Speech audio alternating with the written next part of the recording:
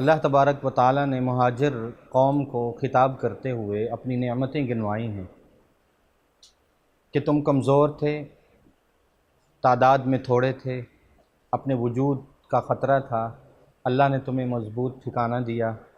اللہ تبارک و تعالیٰ نے اپنی خاص مدد اتاری اور تمہیں پاکیزہ روزیاں عطا فرمائی تاکہ تم ایک شکر گزار قوم بن کر اللہ اور اس کے رسول کی تعلیمات کے مطابق زندگی بسر کر سکو۔ اور اس کے بدلے میں اللہ تبارک و تعالیٰ نے اپنی اطاعت کا حکم دیا۔ یا ایھا الذین آمنوا استجیبوا للہ وللرسول اذا دعاکم لما یحییکم، اللہ اور اس کے رسول کا حکم مانو، اطاعت کرو، اس لیے کہ وہ تمہیں حیات جاودانی کی طرف، حیات بخش چیزوں کی طرف دعوت دے رہے ہیں۔ اور اے ایمان والو، اللہ کی اس امانت میں خیانت نہ کرو، اللہ اور اس کے رسول سے خیانت نہ کرو، اللہ کی دی ہوئی نعمتوں کی قدر کرو۔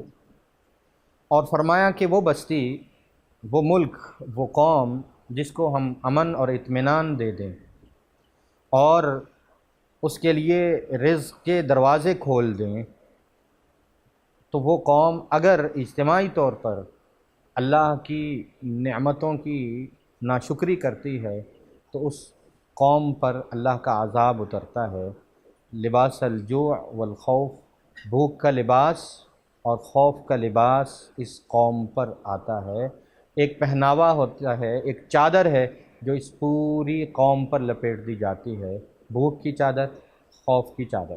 اور اللہ تبارک و تعالیٰ کی ان دو عظیم نعمتوں کے ذریعے آزمائش ہوتی ہے، خوف اور بھوک کے ذریعے۔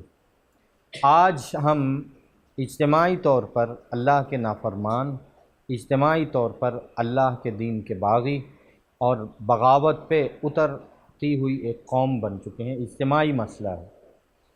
اللہ تبارک و تعالیٰ نے قرآن پاک میں ہمیں تنبیہ کی ہے کہ جو قوم اجتماعی طور پر اللہ کی منکر ہو جاتی ہے، اللہ کی نعمتوں کا انکار کرتی ہے اور ناشکری اختیار کرتی ہے، اس قوم پر 4 طرح کے عذاب اترتے ہیں۔ قل هو القادر علی ان یبعث علیکم عذابا من فوقکم او من تحت ارجلکم او یلبسکم شیعا ویذیق بعضکم بأس بعض۔ آسمان سے بھی عذاب آتا ہے، بارش کا رک جانا عذاب ہے۔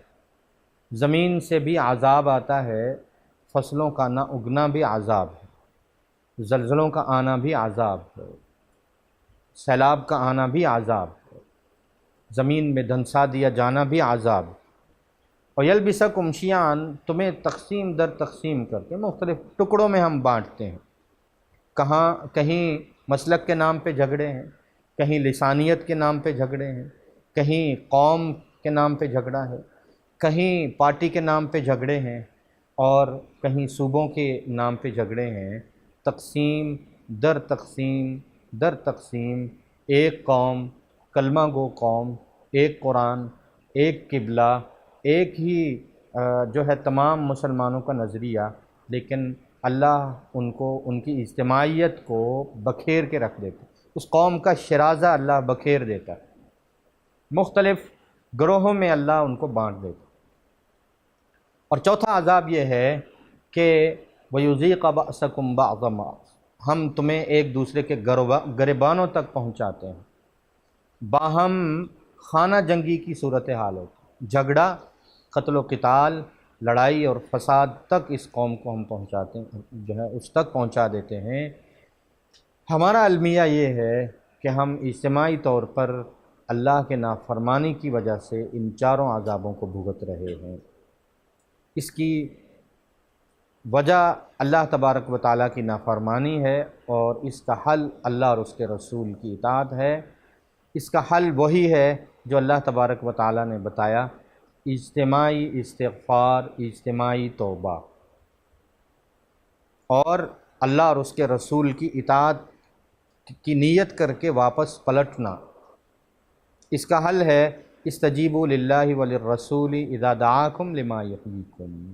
اس کا حل ہے فلیعبدوا رب ھذا البیت الذی اطعمہم من جوع وآمنہم من خوف، بیت اللہ کے رب کی طرف پلٹنا، اس کی بندگی اختیار کرنا، اس کی عبادت کرنا، اجتماعی توبہ، اجتماعی استغفار ہی اس قوم کا حل ہے، اس قوم کے دکھوں کا علاج ہے، اس قوم کے مصائب کا حل ہے، اس قوم کی پریشانیوں کا حل ہے، اور یہی اللہ کی نعمتوں کی قدر ہے۔ اللہ ہمیں امانت میں خیانت سے محفوظ فرمائے، اپنی نعمتوں کی قدر کی توفیق نصیب فرمائے، اور وطن عزیز کی قدر کی توفیق نصیب فرمائے، اپنے آپ سے لے کر اپنی زمین تک، اپنے معاشرے تک اللہ جل جلالہ اپنے احکامات کو نافذ کرنے کی توفیق نصیب فرمائے۔